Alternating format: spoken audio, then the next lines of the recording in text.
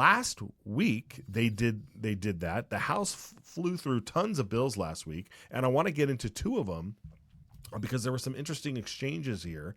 And one of the things that folks do when they want to vote against a bill that like protects children or stops like the woke nonsense is they try to find something in it that they can they can find one little tiny little technicality, and they can go, that's the thing I can choose to say, this is why I'm against the bill, rather than just come out and saying, no, I think we need to be teaching all of this woke gender ideology stuff in school. I think we should, and this bill would stop us from doing that. And I mean, when are we going to see that argument? Like, why don't you just be honest, right? When are we going to see that? We're not going to see it. What we do see instead is stuff like this. So last week, while I was away, Representative Dale Hawkins presented House Bill 351. Now, this one is all about uploading a list of materials, all the curriculum, all the things that a teacher would have to use in the classroom to teach your children, to teach our children. This is the, if we're teaching math, here's the stuff we're using. I'm going to use, right? And it's going to be online and accessible for parents to look at and say, okay, here's what's going on, right? Well, Representative Britt Raybould stood up and had a question about some of the material or some of the wording and the language in this, and this was a fascinating exchange. And I think this is one of those little technical details that you have to that you had to like really pin yourself in order to say, now this is why I don't want the bill. I don't want this to go forward. So that's my speculation. That's my my alleging, because it always seems to be the same people over and over again fighting this stuff. Let's watch some of this.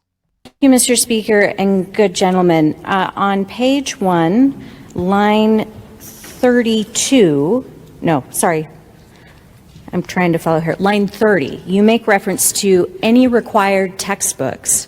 Is your intent with that language selection that the district needs to post a textbook in its entirety? Don't do.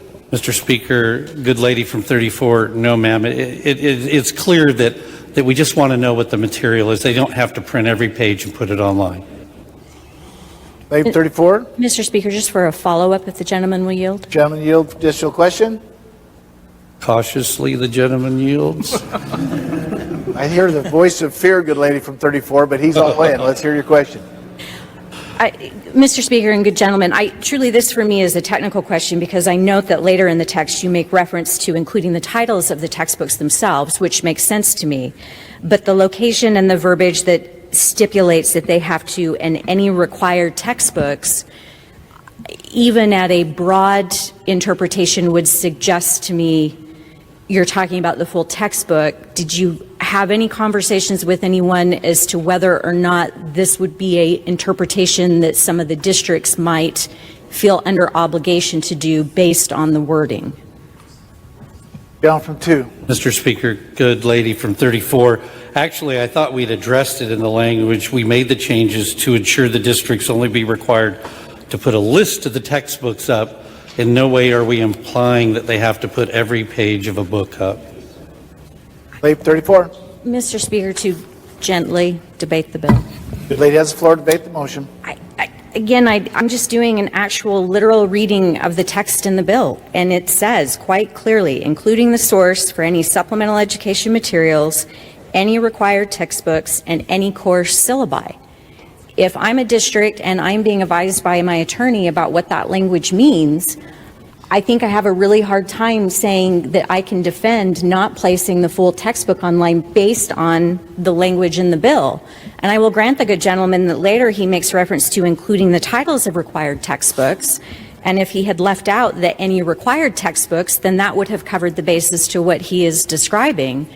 But in this instance, we're putting our school districts in the position of potentially having to figure out, one, if they can legally put up a copyrighted textbook on a website, and whether or not they'll be in compliance with the law if they fail to do so, if copyright prevents them, and they have to deal with any associated charges for making that information available on the website. So, while I appreciate the gentleman's good intent, I'm viewing this as a legal challenge for our districts and don't believe I can be supportive of it. Thank you. Thank you, ladies. Further debate on the motion. Lady from 4. Thank you, Mr. Speaker, to gently debate the bill. Lady. can gently, there's a lot of gently stuff going on today. They can gently debate the bill. So I guess asking permission to read the bill. Do I have to ask permission You to do read not the have bill? to ask Okay. permission to read from the bill, All good right, lady. so on line 29, precluding the line we were just talking about, including the source of any supplemental education, so that's requiring the source of those things. I don't think it's requiring the textbook. For the debate on the motion. Okay, let me just I want to show you the bill here. Let's bring up the bill. I don't know if you guys will be able to see it, but I just kind of want to show you. There's a bunch of underlying marks right there, and this is what Representative Raybould was talking about. She's looking at this line here where it says a process. Any required textbooks and any course syllabi must be uploaded. So she was saying any required textbooks, meaning we have to upload the entire textbook, the entire page, right? Like every portion in there. But what Representative Price just pointed out is that she took that entirely out of context, because that portion, you have to go back and you have to start at the beginning there, where B starts, section B. And it says a process by which parents may learn about the course of study for their children and review learning materials, including the source of any supplemental education materials, any required textbooks, and any course syllabi. So Elaine was exactly right. They're talking about the source of any required textbook. Okay? So there it is in black and white. All right. This is the problem, and I want to bring Brian Allman up for this. Brian, good to see you, my friend. How was your weekend? It was good. All right, good. Yeah. Well, I don't want to hear about it. I'll take your word for it. But Brian, this is precisely this is one of the big things that I really hate seeing, because you know that there's a bigger reason why a lot of these folks oppose these bills, but they look for these technicalities in order to hang their hat on it. But she's absolutely wrong here. Absolutely wrong. And it makes me wonder, like, when you point out to somebody that they're wrong, or that, or you could even say, like, good news, you've misinterpreted this. It only means the source for any required textbook. So you're perfectly fine. And then they double down and they say, I don't know, I'm just really, really concerned with the legal challenges that this might present to our school districts, meaning that they would rather protect school districts than protect children. Yeah. So now there are sometimes unintended consequences that you got to watch out for. A bill went through a Senate committee last week that's exactly that, where, everybody agrees on what it's going to do, but okay, let's parse the words and figure out how it's actually going to be applied once it's in our law. But then, as you said, there's also people who will get very pedantic about things because they don't like the bill for another reason, and they're going to look for an excuse, something to justify why they're going to vote against that. And this seems to be that case. It's teachers' unions and schools have long resisted transparency in what they're teaching. I don't have them offhand, but I remember a few cases over the years where they won't tell parents what the books they're using in school are, or they won't tell them, won't give them that information. They need to do public records requests to even figure out what the curricula is and the syllabi, and then they'll charge them thousands of dollars for those public records requests. So this seems reasonable to me. The way I read it, it's just, a list of these textbooks are going to be used in these classes. And if you as a parent are concerned, you can always go out and look for more information once you have that list. Yeah, absolutely. And I remember when anytime the school is considering a new series of books for like for history class, or like, oh, we're going to update our history books, and we have these books and we have these books, and so we're deciding which vendor to go with, which publisher to go with, and then those books, the actual books, would be even available in the library for 60 days for people to go in and look at it. So this isn't beyond beyond reasonable to just have a list and make it available online so that it's easier, so you don't have to go down there. You can do all this research yourself just by looking online. I think this is a very reasonable bill. But again, Brian, I understand, sometimes there are technicalities within a bill. We perhaps saw it earlier today with the campaign bill about having to identify your party affiliation on your campaign materials, that it may need to send it there so you can change and adjust some wording. But this wasn't the only bill that day last week that this happened to. In fact, in the next bill, House Bill 352, well, surprise, surprise, Representative Lori McCann had a problem with trying to stop teachers from teaching this or bringing up, this gender identity, wokeism stuff that happens in class. Here's an exchange between Lori McCann and Dale Hawkins on House Bill 352. Thank you, Mr. Speaker. I would have a question for the gentleman from 2 about this. Gentleman from 2 yield to a question from the lady from 6. Gentleman yields. Gentleman yields. Thank you, Speaker, and good gentleman. So I would want to know where in our school, the content, where is it that it says we will talk about gender identity? Good jump, 2. Mr. Speaker, good lady from 6, actually it says that we can't. Mm-hmm. That's my point. Mr. Speaker, I would like to follow up. Good lady from 6, care to one follow-up question. Thank you. The gentleman from 2, the lady 6 would like you to yield to additional question. Do you yield? Gentleman yields. Gentleman yields. Thank you. So following up on that, if it is already in there that we cannot, then why are we bringing this when if it's not in our content already that we speak about this? I don't understand why this then needs to be outlined in this bill. Jump for 2. Mr. Speaker, good lady, I guess there's a communication confusion here. I thought she was asking me what the content of the bill I bring does. Currently in our schools, we know that this is going on. This will stop it. Thank you, good gentleman. Good lady from 6. I'm going to debate then against this bill, Mr. Speaker. Lady has the floor to debate Okay. against the motion. Thank you. So my problem with this is that if we're in high school, I get that younger grades, the teachers probably don't even address this, but I'm thinking about my own teaching experiences, and you're in the middle of a discussion in something that could be from history, could be from in English, in a reading that they're reading. And if something comes up, is the teacher supposed to say, I'm sorry, under law, we cannot even have that discussion in the class? Is that what we're doing in this bill? High schoolers. Yes, I paused it there. Brian, let's pause it right there.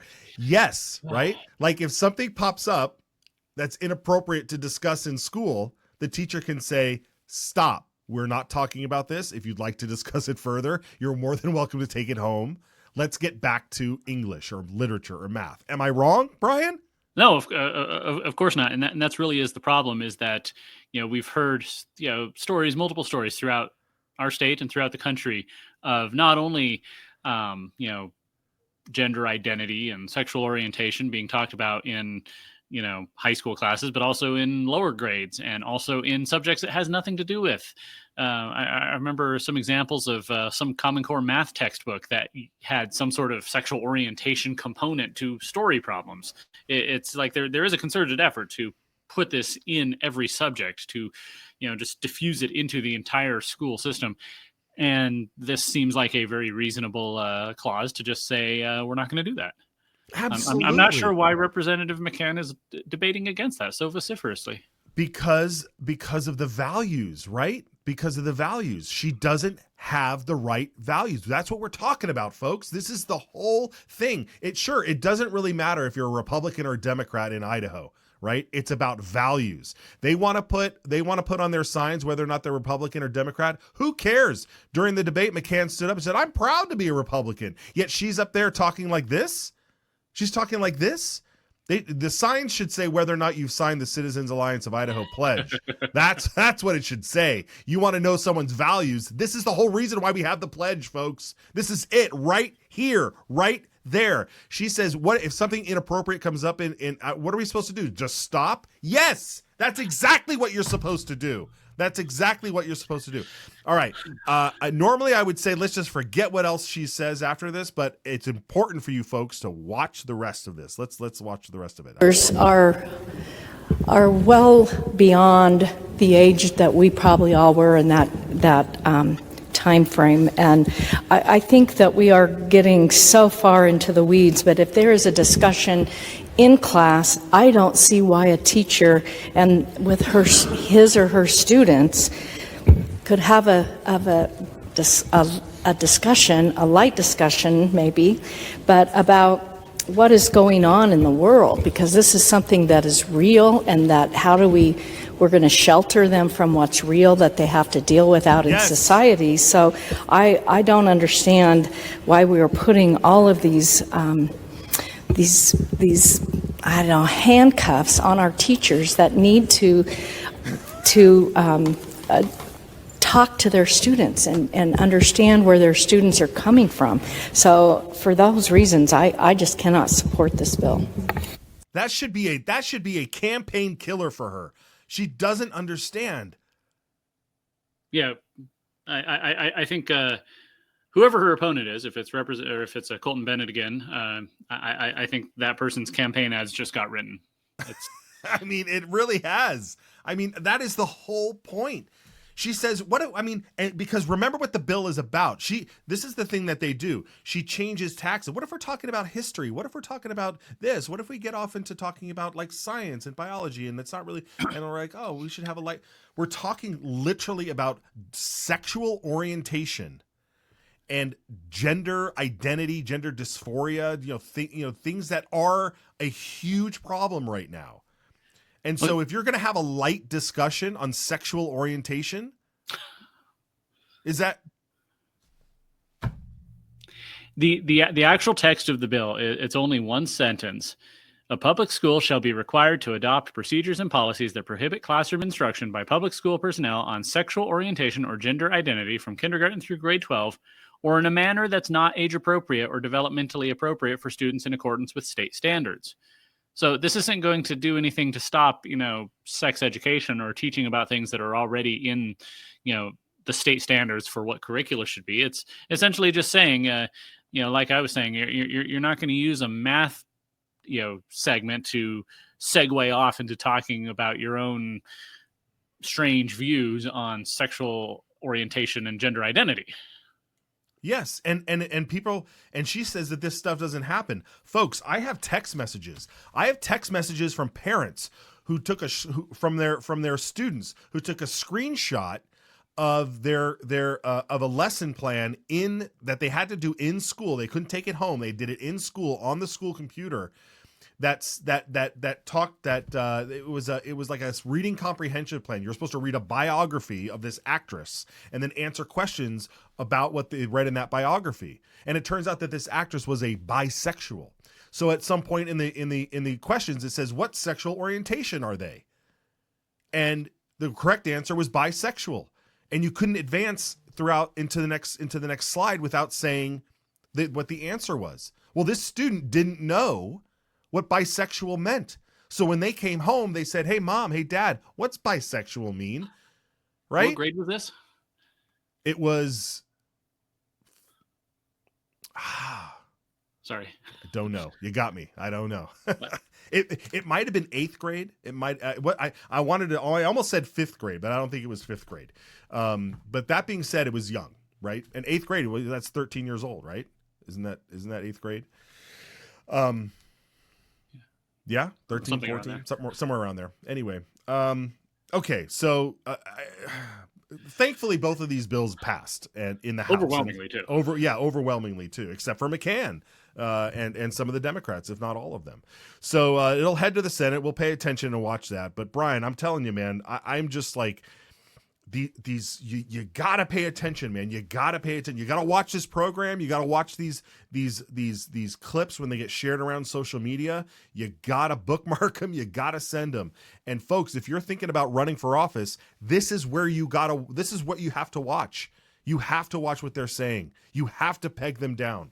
They 5 years ago they didn't have we weren't there wasn't that much of an ability to watch all this stuff. It's the way social media is, the way independent media is now, where we can grab these clips and we figured out the rhythm and to just send these out there. This is having an impact, and folks, you need to pay attention to some of these people, and a lot of them they can't help but stand up and talk. Like if she would just sit down, I don't want to give her any advice, but if she would just sit, she can't. Someone like her just can't. They have to stand up. The crazy thing about Representative McCann's situation is that she did not win a majority of the vote in the primary last year. Unfortunately, 2 conservative challengers split the vote. Had there only been one, she surely would have lost, as did a lot of other people who were moderate, especially on school choice issues, as she opposed school choice last year. So you'd think she'd come in here thinking, okay, well, I'm out of step with my constituents. Maybe I should move to the right a little bit, but it seems like she's doubling down. Yeah, there it is there. 41% is what she got in the vote. Yeah, it's unfortunate, man. Unfortunate. That's a bold strategy. We'll see if it works out for her. Yeah, it is. All right, folks, we have a fantastic video from In the Know, Idaho again. And so we're going to get to that here in just a minute. But what was that comment? Did you throw a comment up there? What was that comment? Let's read that. Who's commenting? Who is this? This is 1966. Yeah, this woke garbage should not be in any school, especially in Idaho schools. Teachers do not need to be pushing their sexual ideology and agenda upon, of course. I mean, yeah, absolutely. Absolutely. And Brian, I learned something that was going on. Like I said, I was in Philadelphia, and I met a Pennsylvania state legislator who basically ran because he discovered that there was this program that was initiated in a school district in that his children go to, that has an app. Folks, be on the lookout. I've already researched to see if this thing has been instituted in Idaho. It currently is not, but there's an app called Kooth, Kooth. And basically what it is an app for students in K through 12 and older, but they've initiated in K through 12 schools in order for students who are feeling, they have a lot of pressure, they're under a lot of anxiety, and they want to talk to a counselor or somebody of that nature, that they can go on this app and talk to, here it is. Yeah. And talk to whatever you're feeling. We're here to help.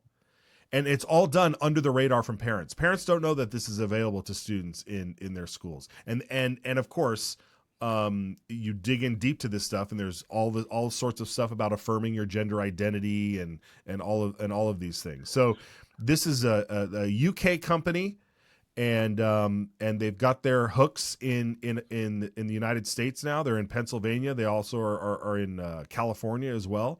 And don't be surprised if you start hearing rumblings of some of this stuff that creep up during these mental health. It's always under the guise of a mental health program, I remember when we were told not to talk to strangers, and now schools are facilitating children talking to strangers. That's very creepy. Online, no less. Yeah. Anymore. We'll get more into this later. I know I kind of just dropped that on you, but thanks guys for pulling that website up. But this is what's out there. I mean, this is the things that we're trying to stop. Like, do we need to wait 4 years for this thing to already be embedded into our school system, or do we need to kill it now and just say it's not going to be in here? So, all right, Brian, we'll say goodbye to you. We'll roll into this In the Know Idaho video and get out of here. But where can people follow you, and what are you looking forward to this week? Oh, goodness. It's got a busy week. The big Medicaid reform bill is in the Senate committee this afternoon. I'm going to try and catch that and break it down. So, GemStateChronicle.com, @GemStateBrian on Twitter. Fantastic. All right, Brian, we'll see you back here tomorrow, brother.